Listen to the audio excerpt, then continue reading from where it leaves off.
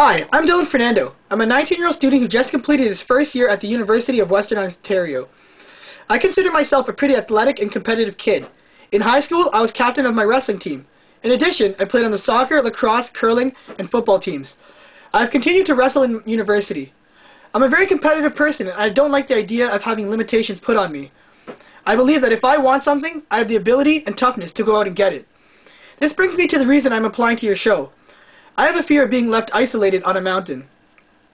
It all happened when I went on a family trip to Italy in December of last year.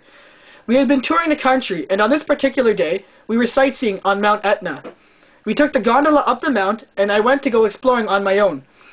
My parents had asked me to stay, but it had always been a dream of mine to scale a mountain, so I went. I had been hiking for about 30 minutes, quite carelessly, when I became disoriented.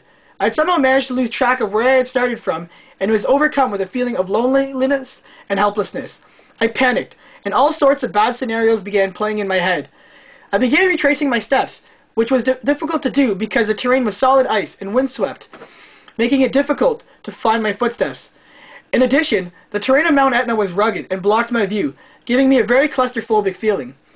After an hour of searching, I was able to locate my family, who had grown very worried. This fear has prevented me from completing my dream of climbing a mountain, and it is something that has been nagging at me for quite a while. This fear has to be overcome now, because I am young, athletic, and more determined than ever. There will never be a better time for me to do this than now. I will not allow myself to stop, should I be given the opportunity to scale a mountain.